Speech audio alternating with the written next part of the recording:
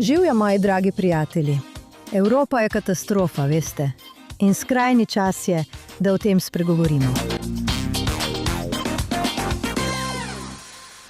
Preprosto smo pozabili na Evropo, ker smo mislili, da sta le Izrael in Združene države Amerike temi, o katerih se splača razpravljati.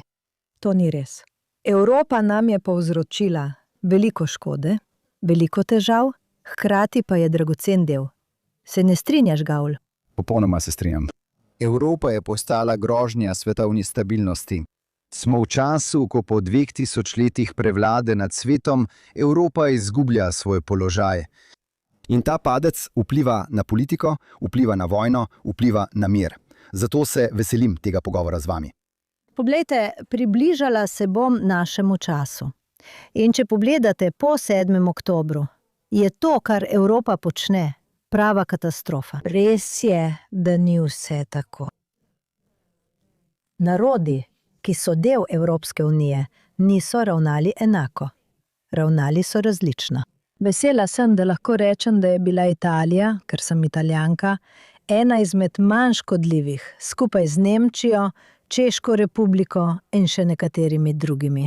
Ampak na splošno, če pogledate na primer Francijo, če pogledate Španijo in če pogledate veliko drugih narodov, je bilo to, kar so počeli, najprej le nekakšno, nujno. Solidarnost, zgolj zato, ker je prišlo do pokola, vendar nihče ni opravil prave analize, kaj je ta pokol pomenil kot grožnja obstoju Izraela. Nihče tega ni storil. Takoj so prišli na zahtevo po prekinitvi ognja. Niso temu namenili nobene pozornosti, niti niso imeli namena preveriti, ali bodo Izraelci preživeli napad. Samo želeli so, da prekinemo obstreljevanje. In potem, takoj zatem, kaj naredijo? Začnejo početi nekaj neverjetnega. Začnejo zahtevati palestinsko državo. In ta evropska zahteva po palestinski državi je za Evropo samomorilska. Ker če pomislite, so to storili. Razglasili so palestinsko državo. Ali država Palestina sploh obstaja? Njihova razglasitev palestinske države nima nobenega vpliva na Bližnji vzhod. Vsi tukaj vedo, Palestinci, Arabci, Judje, to so samo besede. Ampak v Evropi je to imelo ogromen učinek, ker smo v zadnjih nekaj letih v Evropi priča zelo subtilnemu razvoju evropskega muslimanskega narodnega gibanja. In to narodno gibanje je amorfno in nima imena. Nenadoma so Macron, Stalmer in tisti, ki so razglasili palestinsko državo, temu dali ime Palestina, ker ljudje pravijo, no, želite državo Palestino, zakaj potem nimate države Palestine v Evropi? Če pomislite, veste, Francija bo kmalu 20% muslimanska. Obstaja krivica, da nimajo svoje države, da nimajo legitimnosti. Torej, kar so Macron, Stalmer in vsi ti voditelji počeli, je spodbujanje evropskega muslimanskega nacionalnega gibanja. Tako da razglasitev države Palestina ni imela nobenega vpliva na Izrael ali Palestince, ampak je bila samomorilska poteza, ko gre za Evropo. Dve stvari, s katerima se Evropa še ni sprijaznila. Eno je ta zelo hiter premik moči iz Evrope v Ameriko. Mislim, pravite, da želijo biti samostojni. Srečno. Veste, njihovo življenje je odvisno od Združenih držav Amerike pri zaščiti, varnosti in gospodarstvu. Torej, kar so poskušali narediti, ker se ne morejo sprijazniti z idejo, da po 2000 letih prevlade nad svetom, pomislite na to.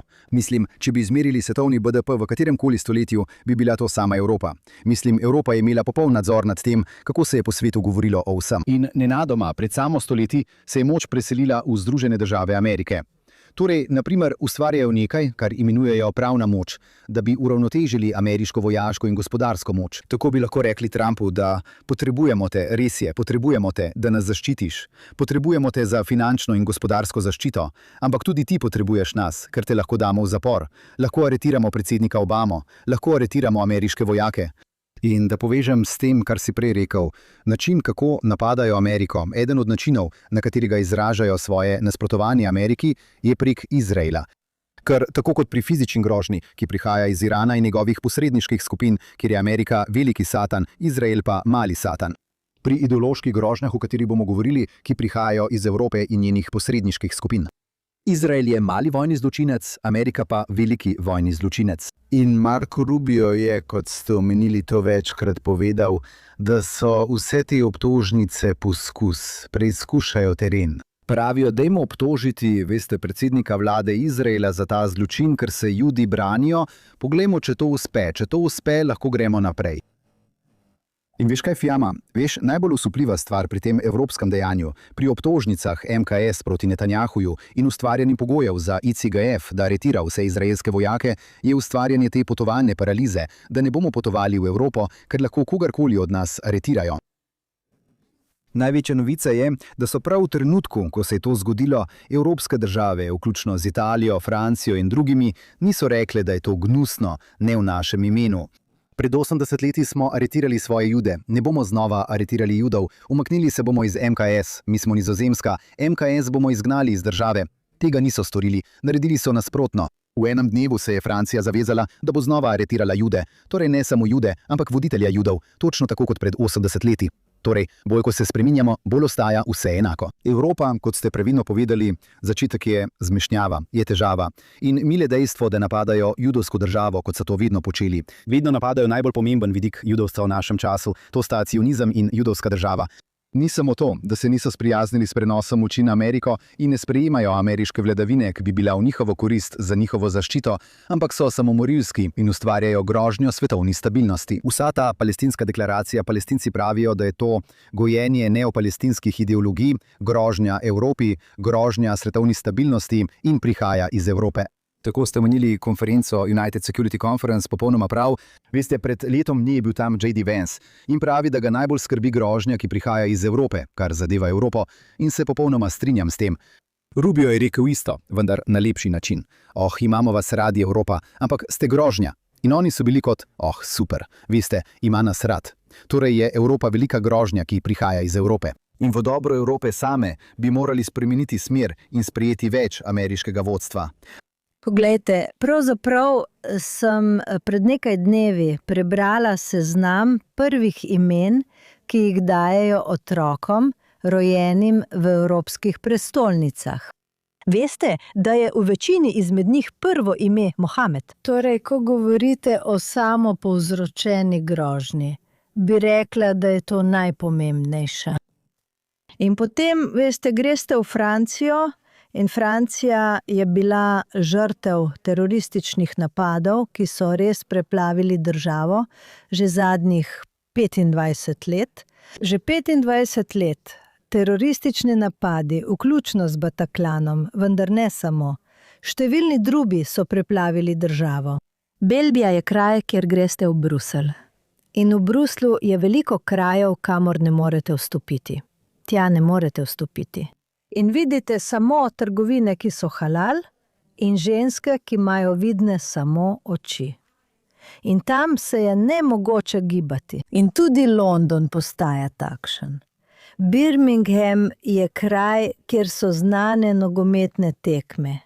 Teh ne more biti več. Ker kadarkoli so tam, muslimani iz mesta, drugega največjega mesta v Angliji, preprosto prevzamejo oder. In stvari, ki so jih počeli, so bile zelo podobne tistim, ki so jih počeli v Amsterdamu, kjer ljudje, ki so prišli iz Izraela, ne samo iz Izraela, ljudje, ki so prišli, in nasplošno ljudje, ki imajo radi nogomet in so prišli samo zato, da bi bili zraven. Mislim, da je bilo to nekaj iz Tel Aviva, Maccabi Tel Aviv, ja, kjer so jih preganjali po mestu v Amsterdamu, mestu Anne Frank, in v Birminghamu se je to zgodilo že 2-krat. In policija tam sploh ni branila ljudi, mislim, naših ljudi. Mislim, ljudje so bežali, ker so jih preganjali antisemiti, ki so samo razglašali svoje sovraštvo do Judov. Obstajajo kraji, kot je Švedska, kjer je postalo nemogoče biti Jud. V Evropi je veliko krajev, kjer preganjajo Jude. In žal mi je, da moram reči, da je tudi Italija, da, Tista Italija, ki je v času nacifašizma imela rasne zakone, zato bi se morala zelo dobro zavedati, kaj je počela svojim Judom in kako grozen je bil antisemitizem tam. Kljub temu je to država, kjer moraš v Neaplju paziti, da ne govoriš hebrejsko, sicer te bodo vrgli iz picerije.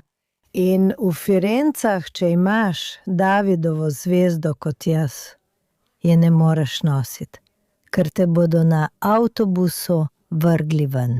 In kjer je županja tistega časa, žal mi je, da moram reči, da je Judinja, brala imena ubitih palestinskih otrok. Citiram to, na glavnem trgu, kjer stoji Michelangelov David, veste? In brala je imena palestinskih otrok Judinja. Torej, to vam pove o vseh paradoksih, s katerimi se Evropa sooča.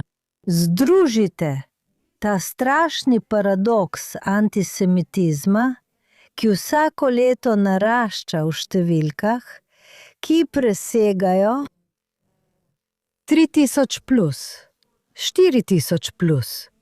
Vsako leto odstotek zraste na 4-mestno raven, prav? Združite to s povratkom antiamerikanizma. Veste, da v novih italijanskih časopisih ne mine niti en dan in ne samo tam. Včeraj sem brala Times of London, ki se je spet norčeval iz Trumpovega govora. In veste, to se dogaja dan za dnem. Radi se smejijo Trumpu. Radi ustvarjajo karikaturo predsednika in ne gledajo na stvari takšne, kot so. V mislih Evropejcev je kognitivna katastrofa, saj niso več sposobni videti resnice. In laž, ki spremlja ta antiamerikanizem, povezan z antisemitizmom, postaja religija. Tudi ljudje, kot je Meloni, ki nočejo ubogati, morajo preprosto najti načine. Veste, na primer, naj vam navedem, mirovni odbor. Veste, da Evropejci nočejo sodelovati v mirovnem odboru. Tudi če obstaja odbor, ki zastopa Palestince, bi to moral biti njihov sen, ker je jasno v mislih mnogih, ki sodelujejo, Arabcev, muslimanskih držav in azijskih držav, ki sodelujejo v tem. Velik del tega je kraj, kjer Palestinci čakajo na možnost, da prevzamejo Gazo. Ne, Evropejci tega ne vidijo. Vidijo to kot manipulacijo Trumpa, ki želi uporabiti Palestince samo zato, da ustavi njihovo sanje o palestinski državi. Nikoli niso pojasnili, zakaj, ampak tako so to razlagali. Veš, imaš veliko gradiva o tem primeru. In o tem je Meloni povedala, da obstaja ustavno vprašanje, da obstajajo ustavni zakoni, ki Italiji prepovedujejo sodelovanje v katerikoli instituciji, kjer vsi člani niso enaki. Kar je čudno, ker tudi v Združenih narodih obstaja generalni sekretar, kaj ne? In Italija je del tega.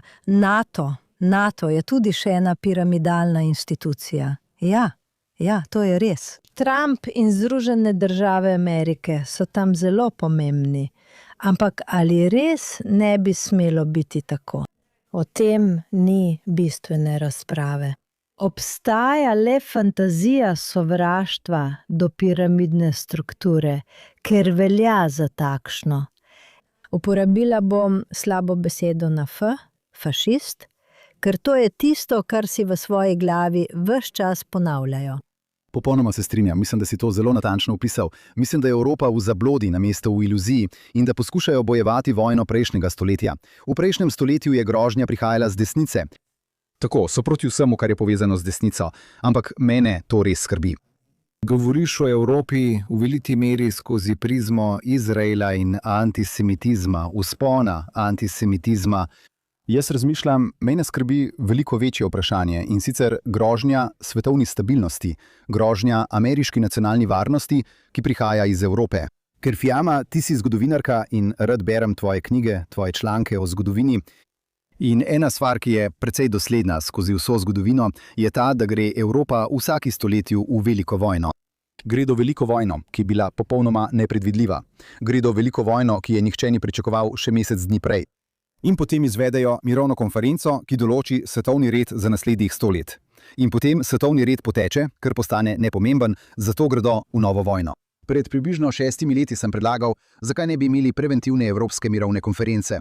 Torej, namesto da bi šli po stari evropski poti najprej v vojno in nato na mirovno konferenco, se izognimo vojni tako, da imamo mirovno konferenco, da Evropa razume, da se izvije iz tega zablodnega stanja duha. In veste, to beremo pri evropskih voditeljih in mistecih. In pravijo, da se to nikoli ne bo zgodilo, zaradi te evropske zablode, da smo še vedno Evropa in kdo je ta Trump in Amerika, da nam govorita, kaj naj naredimo. Mi smo Evropa. Tega ne morete doseči, tega jim ne morete izbiti iz glave. Ampak gledajte, zdaj je problem v tem, da Evropa ne poskuša organizirati mirovne konference, ampak gradi vojsko. To je trenutno evropske sanje. Zakaj pa to? No, zato obstaja dober razlog in sicer zato, ker je Putin pred natanko 2 letoma napadel Ukrajino, vdrl v Ukrajino in Evropa se tega strašno boji. Bojijo se iz napačnih razlogov v FIAMu. Po mojem mnenju, in morda se glede tega ne strinjava, grožnja Evropi ni Putin, grožnja Evropi je Evropa sama. Največja grožnja za vojno v Evropi je tisto, kar bi jaz imenoval vojna za evropsko nasledstvo. V Evropi imate 3 sile, ki med seboj ne komunicirajo in se med sebojno izničujejo. Imate integracioniste, to novo silo, ki se je pojavila šele pred 70 leti, kot odziv na realnosti druge svetovne vojne in na realnosti, ki ste jih opisali. EU. In ti so v mestih, v kozmopolitskih okoljih, večine mojih evropskih prijateljev je del tega, ljudje, ki verjamejo v Združene države Evrope.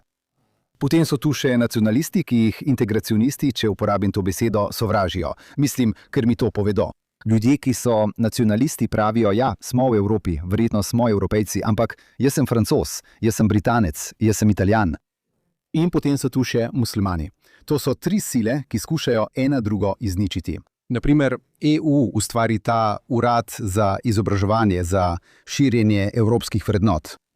Kakšne so evropske vrednote debelosti, alkoholizma? Mislim, ne vem točno, katere vrednote skušajo predstaviti muslimanom, ampak so določene. Prepričani so, da bodo prej ali slej ti muslimani sprejeli to dobrohotno, helenizirano, veste, niso se naučili iz 2300 let evropske zgodovine. In to je tisto, kar je Peter Herzl ugotovil že v 19. stoletju, Evropa se nikoli ne nauči. Evropa se nikoli ne nauči in Evropa vedno gre v vojno.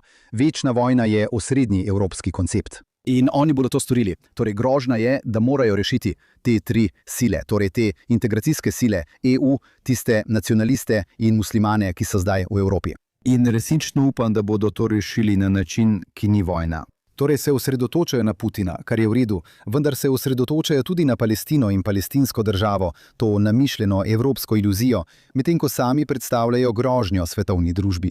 Namesto da se norčujejo iz Trumpa in iz sveta za mir ter ga zavračajo, bi ga morali sprejeti in sodelovati z njim in vprašati, kako lahko pomagamo, tako lahko izboljšamo Evropo. Tako se lahko premaknemo od mantre najprej izraelsko-palestinski konflikt, kar je evropska mantra, k mantri najprej Evropa. Ker je Evropa na prvem mestu v ameriškem interesu, v izraelskem interesu, v palestinskem interesu, v svetovnem interesu in predvsem v evropskem interesu. Prenehajte spodbujati konflikte drugje in začnite se ukvarjati z grožnjami, ki izvirajo iz same Evrope v svet. Poglejte, strinjam se s tistim delom analize, ki nam bo prinesel še veliko drugih občasnih razprav. In mislim, da imate popolnoma prav, ko govorite o njenem odnosu do same sebe. Mislim, nikoli ne smemo pozabiti, da je bila v Evropi 30-letna vojna med državami, ki kasneje nikoli niso zares našle dogovora. Veste, Francija in Nemčija sta se vedno sovražili. Mislim, rekli bi, da ni res, ampak je.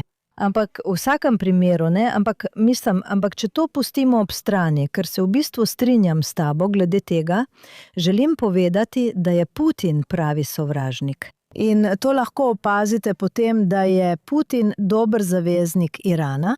Mislim, Iran je tisti, ki Putinu daje orožje za boj proti Ukrajincem. Mislim, da je Putin grozen sovražnik. Veste, Putin je skrivnosten lik. In zdaj ne bom razpravljala o njem, ampak sem zelo vesela. Izrael je pri zadnjem glasovanju v OZN, ki je bilo pred 2 ali 3 dnevi, tokrat glasoval. Se je distanciral od Združenih držav Amerike, v tem primeru, ker so Združene države Amerike so se vzdržale. Izrael je glasoval v prid Ukrajini. In osebno sem izjemno kot Evropejka, veste, navsezadnje sem Evropejka. Mislim, sem iz Firenc, kar je najbolj evropsko, kar je lahko. Še ena stvar. Ja, Medici, veš, Medici in Michelangelo. Torej, to je odmev. Potem pa želim povedati še nekaj. In gre za antisemitizem. Ko je vojna, je antisemitizem v ospredju vojne. Evropa je skoraj vedno uničila samo sebe, če ne bi rešili Američani v imenu antisemitizma. Ko so se morali Nemci umakniti iz vse Evrope, ker so bili že poraženi, mislim, izgubljali so. Nenehno so vozili iz Soluna, kako rečete Solun? Solun. In Jude so vozili z vlaki. Tudi če so bili to zadnji vlaki, ki so jih lahko izkoristili za prevoz nemških vojakov nazaj. Še naprej so pobijali Jude. Pobijanje Judov je bilo vedno prva možnost uničenja za Evropo. Danes je to tisto, kar vidim kot res strašljivo stvar. In ko želijo ubijati Jude, ubijajo tudi sami sebe. Točno tako. In rad rečem, da je napad na judovstvo za Evropo višja prioriteta kot samoohranitev. Točno to smo videli v primerih, ki ste jih prej opisali z Iranom. Tako je bilo poleti, ko je Izrael, še preden so ZDA vstopile v igro, zaščitil Evropo. Izrael je vodil evropske vojne proti Iranu in oni to priznavajo. Nemški kancler je rekel, veste, Izrael opravlja umazano delo za Evropo. Točno tako. Kaj pa je rekel naslednji dan po vsej Evropi, ampak bomo tudi sankcionirali te Izraelce, ker so naredili nekaj, veste, zgradili so teraso na svoji hiši, na svojem stanovanju. Ali bomo uvedli sankcije, bomo razglasili palestinsko državo, niti jugu niso mogli pomagati. Mi opravljamo umazano delo za Evropo. Mi vas ščitimo, Evropa je naša zaveznica. In jaz imam rad Evropo. In mislim, da tudi Američani imajo radi Evropo. Mislim, da tudi Trump ima rad Evropo. Vsi, vi Evropa, imamo vas radi, ampak veste, nehajte se tako obnašati, ker smo vas pravkar zaščitili pred Iranom. In potem, ko se to zgodi, rečejo, počakajte, samohranitev, to je v redu, pomagali ste nam doseči našo drugo prioriteto. Ampak naša glavna prioriteta je napad na judovstvo. To je kronično. To je spet tisto, kar je Theodor Herzl prepoznal kot kronično evropsko stvar, ki ne bo izginila. In vidimo, da se razvijajo te neopalestinske ideologije, ki jim škodujejo. Počnejo vse te stvari, ki škodujejo Evropi, samo zato, da bi nagajali Izraelu. Tako da se popolnoma strinjam s tem, kar ste pravkar povedali. Poglej, Karel, toliko stvari sva navedla. Mislim, da morava samo še odločiti. No. To je dobro vprašanje, Fiam. Rad bi te vprašal, kaj se lahko stori? Kaj se lahko stori, da bi se spopadli s to grožnjo iz Evrope? Veš, mislim, da lahko storimo to, da smo vedno zelo odprto na strani dobrega. Kar je trenutno predsednik Trump in država Izrael pred iransko grožnjo. Saj iranske grožnje predstavljajo grožnjo Evropi. Veste, da je mir za danes, po tem, kar je povedal na Münchenski konferenci. Kje je zdaj? Pri Dengu Xiaopingu. Tukaj je zdaj. Torej iščejo Kitajsko, ker veste kaj. Lahko povem, kaj mislim, da je res. Strašno jih je strah. Res jih je strah. Da so tako grozni, da so tako neumni pred vsemi grožnjami. Medtem ko vidijo, kako se svet zelo hitro spreminja in vidijo Evropo še vedno popolnoma razoroženo, tako fizično kot psihično, pred veliko spremembo. No, edino, kar lahko naredimo zanje, je, da se pokažemo zelo, zelo samozavestni. No, k temu bom dodal še nekaj in celo rekel nekaj močnejšega. To je ta izraz. Če jih ne moreš premagati, se jim pridruži. In namesto, da bi se Evropa poskušala upirati amerikanizmu in cionizmu, bi jo morala podpreti, ker bo to rešilo Evropo. Če pomislite na ameriško revolucijo, ki je ustvarila Združene države, in na cionistično revolucijo, ki je ustvarila državo Izrael, sta bili obe strukturirani kot ideološki eksodus iz Evrope. Tudi Američani so rekli, da bodo opustili stare evropske dogme in ustvarili nekaj novega tukaj v Združenih državah. In zagotovo je Herzl rekel, veste, vse tiste evropske vrednote, kot je vojna, večna vojna, se veste, vedno gredo v vojno, stari izgovori za vojno. Države, kot je Nemčija, so nastale skozi proces vojne. Ustvarili bomo nekaj drugega, to je mir skozi moč, kar je Herzlova zamisel. Ni uporabil teh izrazov, ampak je rekel, da nas bodo Evropejci še naprej ne marali in nam nasprotovali zavedno.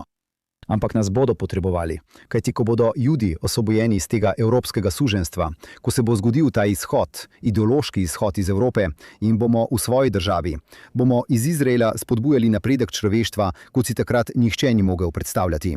In Evropa bo to potrebovala. Evropa bo potrebovala judovsko državo, da uspeva. To je Herzlova vizija. To velja še danes. Evropa potrebuje Judejo in Samarijo, da uspevata. Evropa potrebuje Tel Aviv, da uspeva. Evropa potrebuje vse to, da uspeva.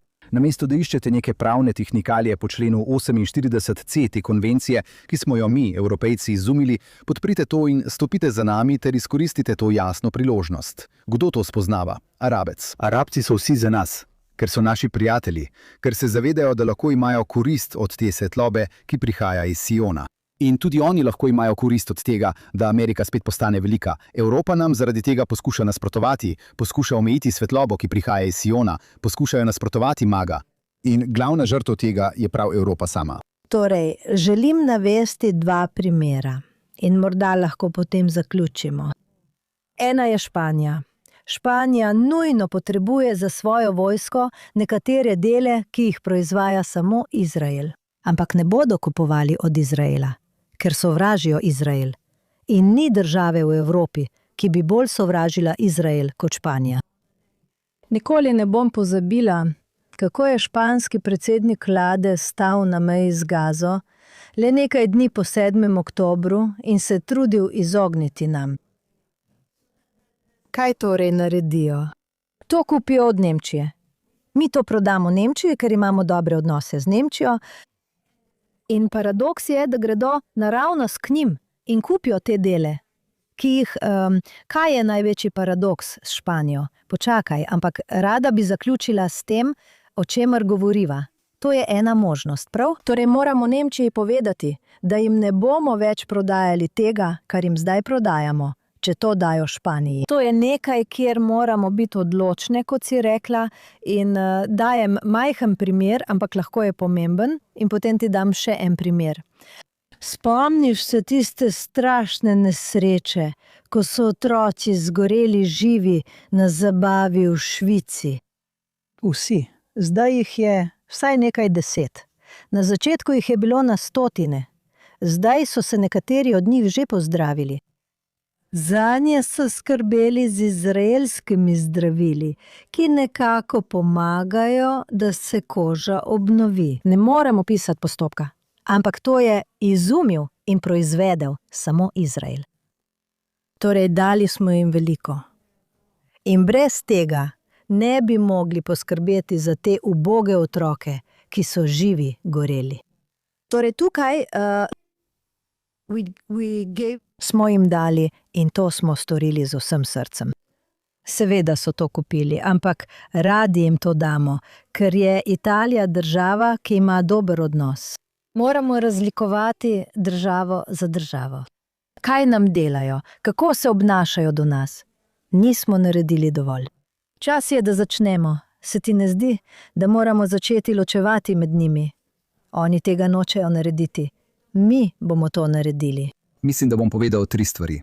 Prva je, da se popolnoma strinjam, da je narobe reči, vsa Evropa je slaba, ali vsa Evropa. Veš, obstajajo različne. V Evropi so zelo pozitivne sile.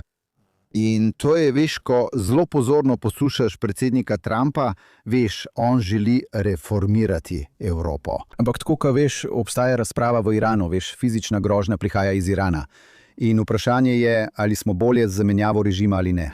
Obstaja tudi vprašanje o ideološki grožnji, ki prihaja iz Evrope. Ali smo bolje z zamenjavo režima v Evropi? Veš, prehod iz EU na druge sile v Evropi. In mislim, da je to deloma prisotno v teh pogovorih.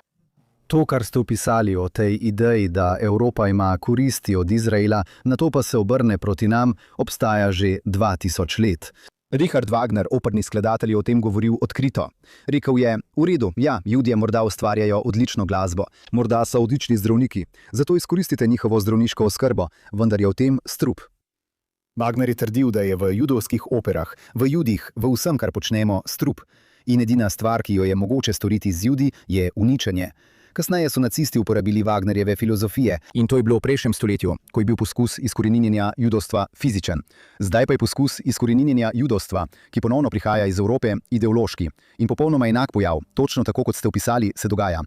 V redu, imeli bomo koristi od Izraela, vendar mu bomo še naprej nasprotovali. In tretjič, glede Španije. Španija je, moji predniki so iz Španije, zato to izrekam z zelo težkim srcem. Ampak Španija je problem, vendar je to njen raison d'être. Ker ne moreš biti prošpanski in anticionist, saj Španija temelji na ideji reconquiste, da so bili ljudje prišli in izgnali muslimane, ki so tam živeli 1000 let. To ne deluje, veš, če rečeš, no to je v redu, ampak da se Judje vrnejo domov. Veš, potem, ko so tam ljudje živeli desetletja, to ne deluje. Torej ne moreš biti propalestinski in prošpanski. In nekatere propalestinske sile zato pravijo, v redu, smo proti rekonkvisti. Moramo žrtvovati Španijo, da bi promovirali idejo palestinstva. Torej ima Španija resen problem, ima resen problem sama sabo, tako taktično glede tega, kar opisuje o orožju, kot tudi glede celotne ideje, kaj sploh je Španija. Je Španija kolonija? Pravzaprav zdaj potekajo razprave o tem, da bi morali plačevati najemnino za zadnjih 500 let bivanja tam, o preselitvi, veste, muslimanov nazaj v Španijo. Vsi ti pogovori so na površju kot del neopalestinske ideologije, ki jo Evropa sama širi. Evropa dela samomor, to se mora ustaviti. Evropa mora prenehati z nasprotovanjem Združenim državam in sionizmu ter spremeniti smer, izkoristiti luč, ki prihaja iz Siona in izkoristiti luč, ki zdaj prihaja iz Združenih držav v zadnjem letu. Potem bo Evropa v veliko boljšem položaju. Mislim, da ste naš pogovor pripeljali do... Kaj storiti proti antisemitizmu danes? Kajti na koncu dneva, in o tem bomo govorili naslednjič, ampak želim podati prvo namig o tem. Mislim, da se proti antisemitizmu kot takemu ne da ničesar resnično narediti. Biti moramo čim bolj to, kar smo, v vseh svojih izrazih, ki so danes izjemno močni in zanimivi za ves svet, da jih predstavimo. Biti moramo to, kar smo. Nikoli ne smemo poskušati spreminjati svoje narave, svoje kulture, svojega načina bivanja. In se vedno bolj povezovati s tistimi, ki so naši zavezniki. In seveda je danes Trump naš zaveznik. Absolutno. Odlično je bilo govoriti s tabo, Fijama. Lepo je govoriti s tabo. Zelo lepo.